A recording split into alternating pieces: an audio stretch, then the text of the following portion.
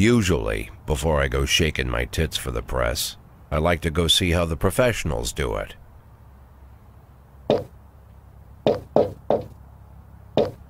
Some might say the chief of police has no business in an institution like this, but in fact it's the quietest and safest place in town. You won't run into any reporters, nobody gets into any fights, nobody drinks too much, nobody even raises their voice. The place is owned by an elderly gentleman who knows how to keep things under control. That's why I never invite my friends here. I wanted to make an exception for my 60th birthday, but most of my colleagues are young enough to be my sons, and they'd rather just hire prostitutes. Why stare at some boobs when you can take the whole package for yourself? But there's none of that in our club. Even looking too long is considered indecent. You can get an occasional glimpse, like by accident. The rest of the time you just pretend that you're immersed in conversation, or just come by for a drink. Doesn't mean these gentlemen wouldn't want their bald heads smothered in tits. It's just that nobody says it out loud. My younger colleagues might call it hypocrisy, but I call it the good old-fashioned manners. Good manners and leave the rest unsaid. She agrees to unbutton her blouse, and we agree not to pay too much attention. The girls are on a quiet prowl, too. They're looking for a way out of their cramped rooms. Maybe make friends with some wealthy patron with a pacemaker and dentures. Everybody wants something. But we have to control ourselves, or we'll all turn into libertines and prostitutes. Hell, if there weren't any rules, I'd be belching and farting, jumping up on the table, arms held high, yelling, "Shake it, baby!"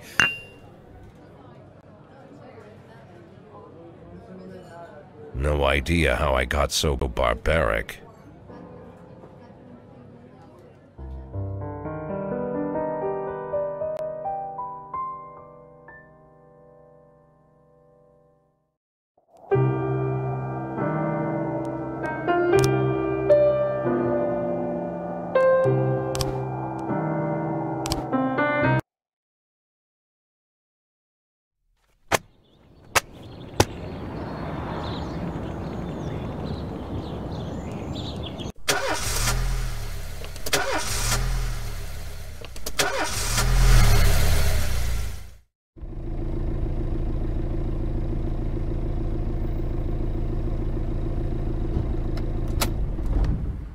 When I was a kid, my father sometimes told me at bedtime that if I closed my eyes and didn't open them for a long time, all the demons would blow away. Yesterday I turned 60, but I still take his advice. Not because I'm sentimental or want to keep the memory of my father alive. I just can't think of a better solution. To get away from all the demons that haunt Freeburg, I'd need to wear a blindfold 24/7. Plus, it's a good idea to act blind when talking to reporters. At least that's what my colleagues say. They're afraid of press conferences. But for me, it's more like a confessional. No matter what lies you tell, you're privately thinking the honest answers. It helps me remember who I am. The fact that I'll be reading all about it in the papers tomorrow is a small price to pay. Call it penance for the preacher.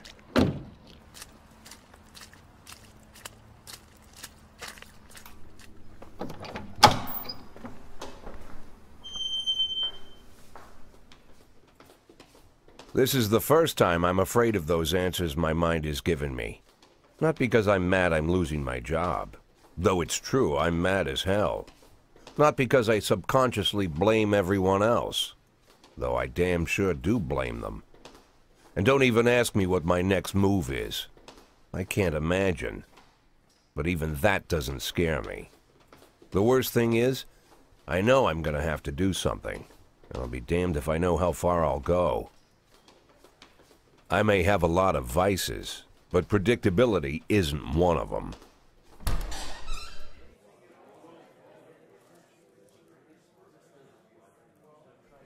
I learned a long time ago how to drive away the swarming demons. But what do you do when they're trying to rip your soul from your skin? Shutting my eyes tight as I can. The best solution remains the same. Play blind. I just hope the reporters think I was blinded by the camera flash.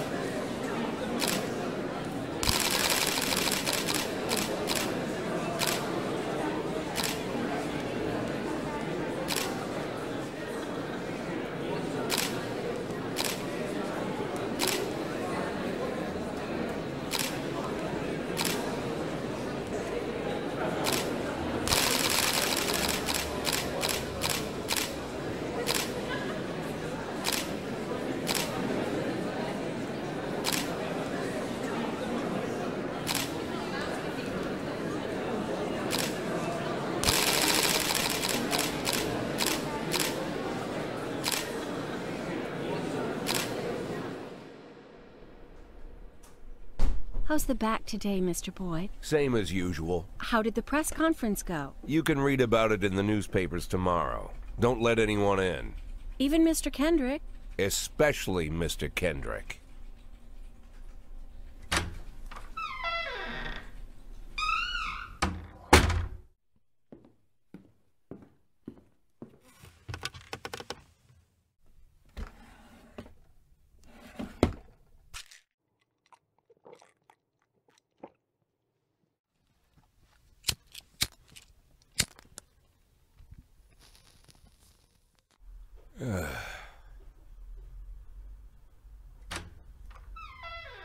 As soon as I heard the door creak, I knew what face I'd see.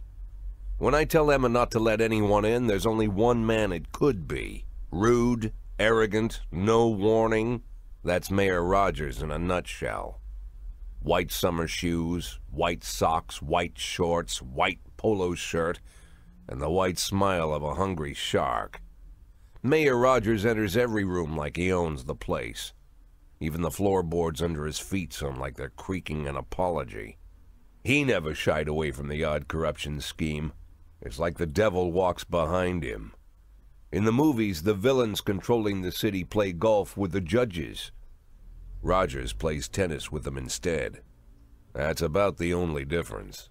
Jack, I was hoping to catch you after the press conference. You ran away so quick. There's no smoking at City Hall. No reason for me to hang around. Well, this morning I signed a ban on smoking in all public buildings. Soon you won't be able to smoke here either. Soon enough I won't be here at all. That's what I wanted to talk to you about. The people of this city like you, Jack. The police chief of all people. Don't betray that, Jack. Don't get wrapped up in any schemes. Sit nice and quiet for the next 180 days, and you'll be remembered as a hero. That's the only thing that you still have left. Be the hero. Then how am I supposed to scrape together a retirement fund? You had a million chances to secure a luxury pension, one that even I would have envied, although I've never set aside any money for myself. I'm not planning to retire anytime soon.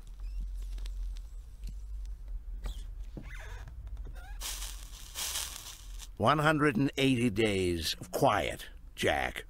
That's all I need. I don't have any problems with you, and you won't have any problems with me." I have a new assistant, Troy Starr. If you have something to tell me, call him. But try not to bother him. He's a busy man. I'll do my best. And quit smoking up the office. One of my friends will be using it soon.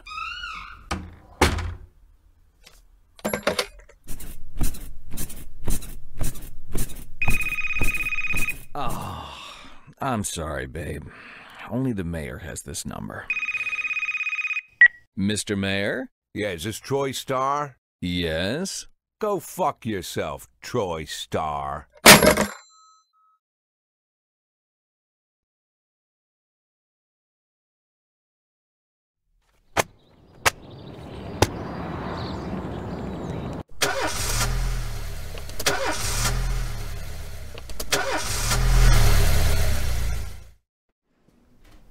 Cops don't use the police station cafeteria anymore. There's some kind of stigma against sitting shoulder to shoulder with your partners. Everybody just takes snacks from the machines or grabs a meal and hammers it down in the corner like a vulture on a corpse. The main thing? Don't look into anyone's eyes. Could be construed as an invitation to sit together. The only people eating here are ghosts.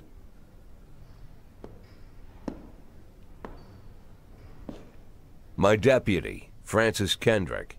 He recently became one of those ghosts. The subject of one of the most devastating corruption scandals in the history of Freeburg. No evidence to support the accusations, but everyone knows Kendrick's days are numbered. I need that file I asked for. Needs to be ready tonight. Francis didn't say anything, but I understood. Ghosts aren't supposed to talk. Besides, I got a feeling he was already finished.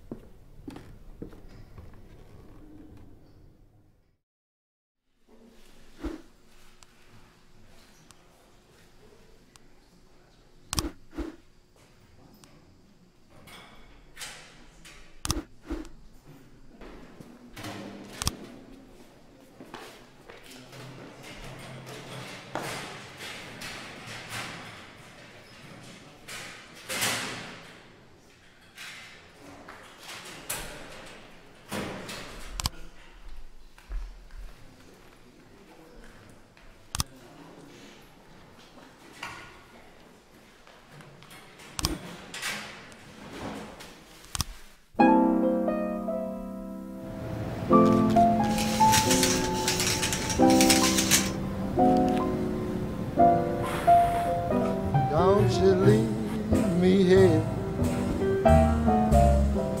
Don't you leave me here. 110B in progress. If you must go, sweet mama, please leave a dime for beer. The rooster crows and the hen ran around. She said, if you want my fricassee, you'll have to run me down.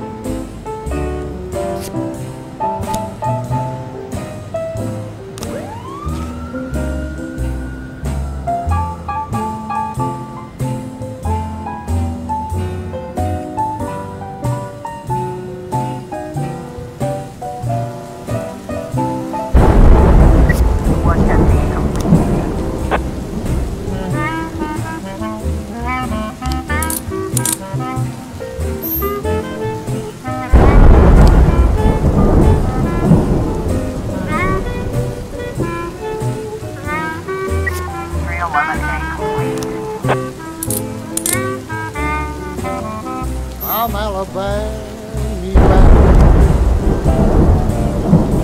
Alabama bound. 910C in progress. I followed you round from town to town. I'm Alabama 311A in progress. Don't you leave me here.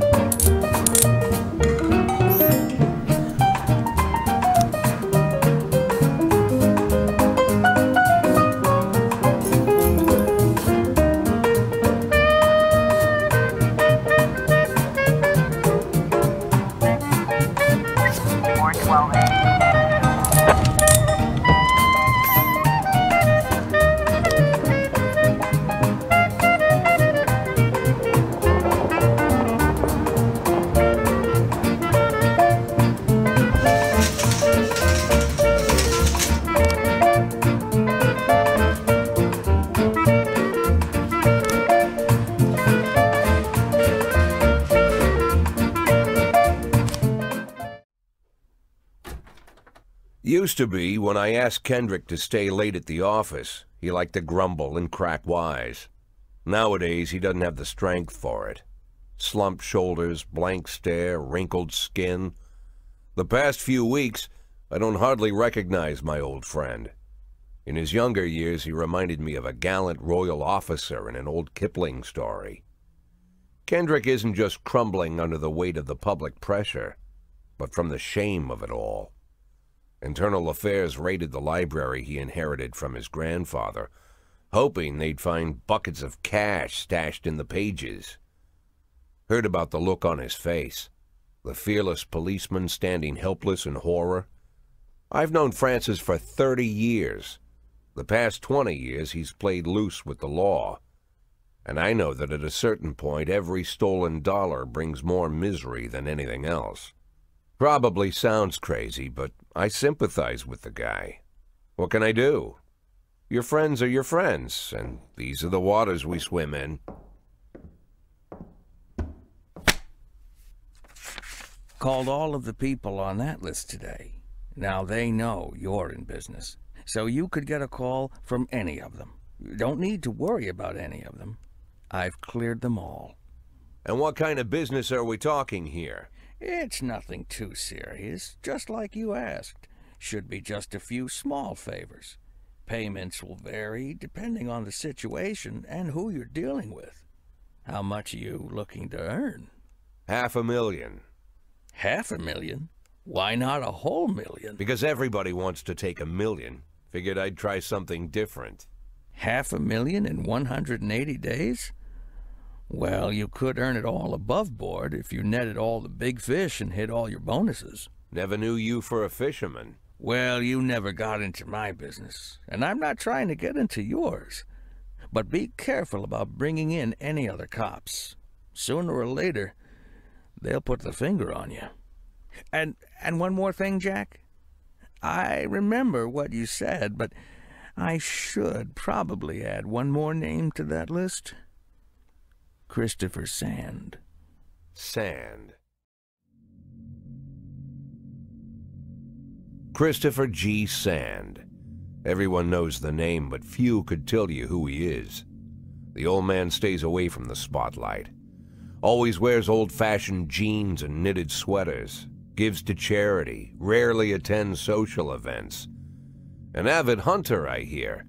Even dabbles in poetry. You'd never guess he's the head of the oldest and most powerful gang in the city. Goes back as far as his great-grandfather. And Sand is strict about following the old rules. He rarely involves himself in commonplace murders and robberies. Hardly needs to intimidate anyone to get his point across. The people who work for him each have their sphere. They provide protection where needed, even work with the authorities when they want to make a deal. Meanwhile, Sand pulls the strings without getting his hands dirty. People sometimes mistake his quiet approach. A couple years ago, an arms dealer decided to expand its business without asking permission, and his whole family paid the price. In 4 weeks, Sand killed 31 people. Old men, women, even a few teenagers. And Sand's people made sure every paper reported it. Frank, I don't want to hear you say that name again. Jack, please, listen to me. I'm in with these guys. We agreed, Frank. That's not the kind of business I'm into. I don't go there. Never have, never will.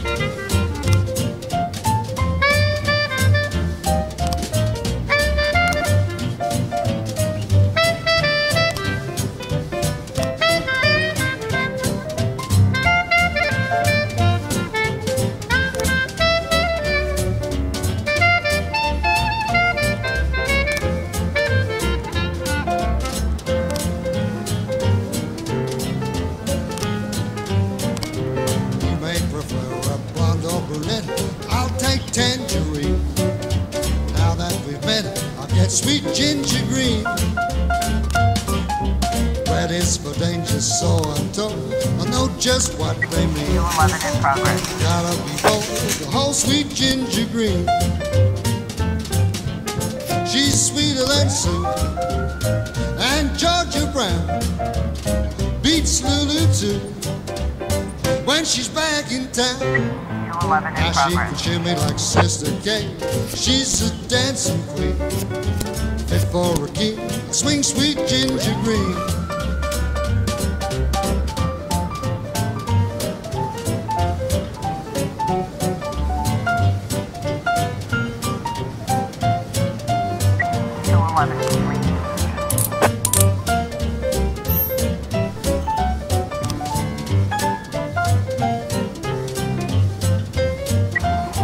In progress. 211 complete.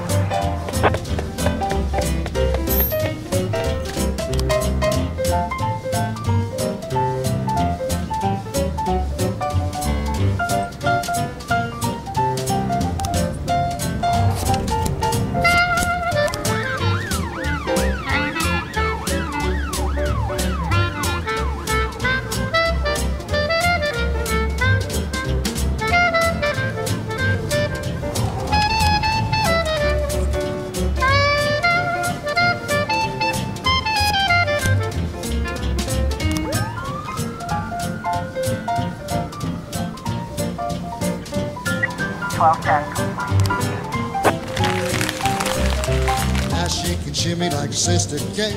She's just a dancing queen, fit for a king. A swing sweet ginger, swing sweet ginger green. 1111 B in progress.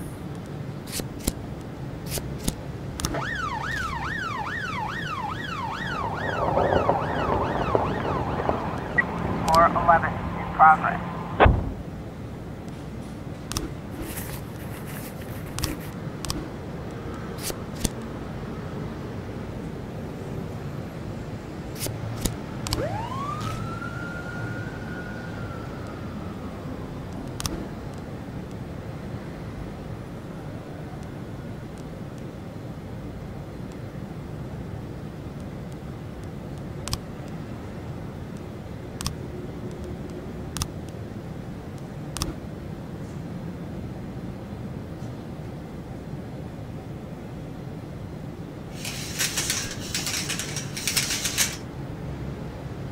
Officer on scene. Looks like we have a situation here.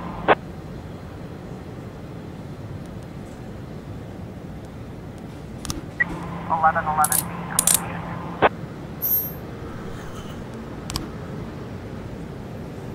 411 complete.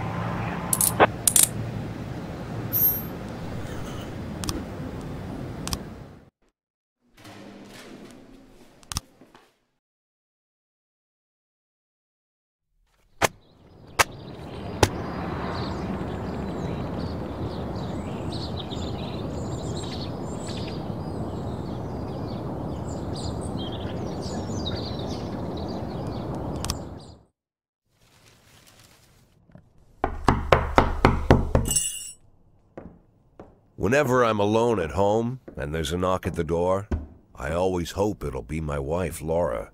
She's always forgetting her keys. Hello, my name is Steve, and you're Jack Boyd, is that right? To get to my front door, the Bible boys walked about a mile from the local bus stop, jumping over mud puddles and skirting a couple of landfills. Laura doesn't go in for religion either, but according to her, these brave lunatics with their fake smiles deserve at least a minute of attention. She patiently listens to them, asks them questions, regales them with pastries, and never once dropping a hint of condescension. When I watch her do it, I've got to admit it gets me. I'd have hugged those boys, sat with them on the porch, and lit up a cigar. But a month after Laura left, all I could do was quietly ask them not to bother me. Today I'm a little rougher still. Shut the door on his nose this time. Another couple weeks at this rate, and I'll be greeting anyone who comes close with my service pistol pointed towards the sky, ready to fire my warning shots. In my life, even the basic stuff never goes like it's supposed to. Normally, when a wife is going to leave home, she'll make a scene, or at least sit everyone down for a serious conversation. But Laura just disappeared. The children in the stories always stand on the side of the mother, but all three of our sons supported me. The in-laws always blame the husband for making their daughter unhappy. But now Sally, Laura's mother, well, we sort of have a pact. The fellow Laura ran off with is young enough to be her son. I hear he's 30 years old. Of all the possible information a man can know about his wife's lover, I get hit with that. Fortunately, Laura's mother doesn't like the way it sounds either. Sally figures this guy just thought he'd have some fun with a mature woman, but he'll be back chasing college girls before the year is out. So we have an agreement. Sally's gonna track down Laura and try to reason with her, and we'll arrange a meeting. Meanwhile, I'm supposed to not do anything stupid, which of course means anything at all. It's a crazy situation. I'm the police chief, and the person I'm trusting to find my wife is an old woman armed with a phone book. But I can't afford to lose Sally as an ally. So for the moment, I had to swallow my pride.